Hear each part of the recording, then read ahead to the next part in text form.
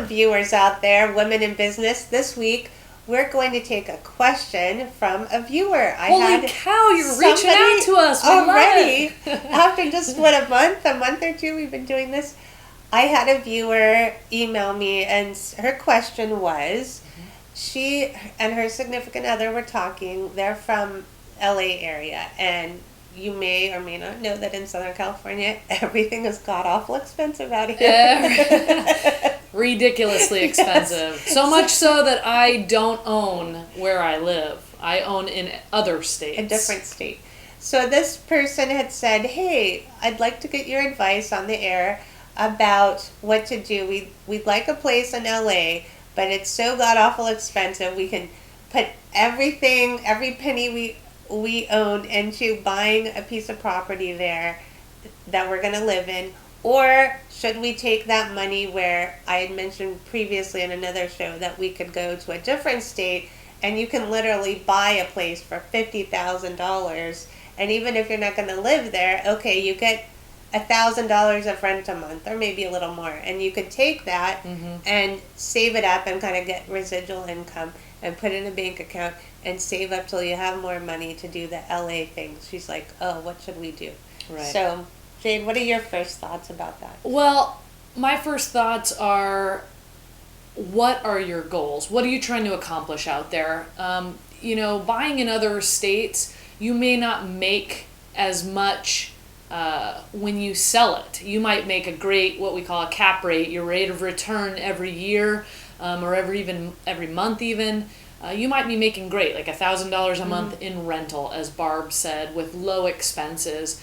But when you sell it in 3 or 5 or 10 or 20 years, maybe you only get $30,000 more than you paid. Whereas in Southern California, or less, yeah, or more. That's one of the things you need to evaluate and look at the market in the state you're considering. Or in Southern California, you might dump every penny you have into it and not make much over your mortgage, or, you might be spending more on your mortgage than you would be on rent, but when you go to sell it in the future, you might make $100,000 or more, or less. So those are a couple things to evaluate in terms of your goals. Is it you want to make residual money every month to live on, or is it you want to make a large sum of money for retirement? And you need to take a look at those two investment opportunities and see which is going to accomplish what, and what do I want as an individual or a couple. Right. What else do you recommend? I mean, for instance, you really do have to get clear.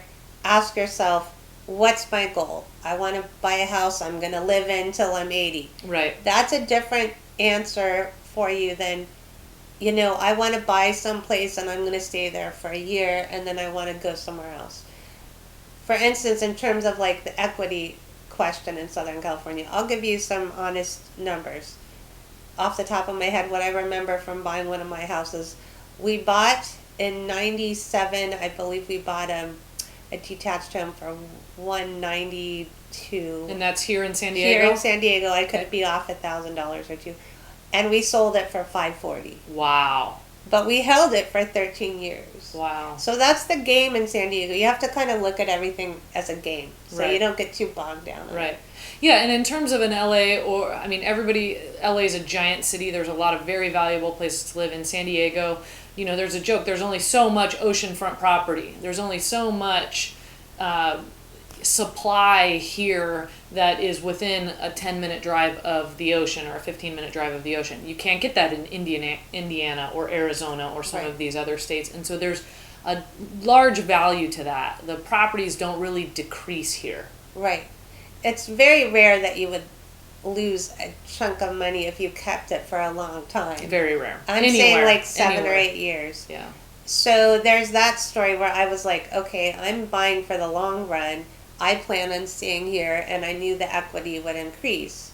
Now, we could have spent less on living if we rent at that time. Sure. But I knew in my mind, I was like, I'm in it for the long haul and I want the equity. Right. So, of course, I'm glad I did that. If you want to move around and have more freedom, then I'd say it's not really a great idea to dump a ton of money into Southern California where, you can't sell it tomorrow and you might not make that differential, like I mean. Absolutely. So you really have to check in with yourself. What do I want for the next 5 to 10 years? Absolutely. Anything else for that? I think that is it. I think we covered it. Thank you for reaching out to us. Anytime you have a question, please feel free to email us. Yes. Comment on our videos, and we're here to help you. That's why we started making these. We struggled along the way at first and wish we had someone to tell us some of these tips. So that's why we're here. Please feel free. We want to be your mentors and help you get ahead faster than it took us. It's like, why struggle along? Take the faster road. So watch the videos, learn, connect. Leave us an email. The email's on the YouTube page and on the Google Plus page, or you can post in the comment section below the video, and we'll read those and answer them. So post below. Thank you. Have a great day. Bye. Bye.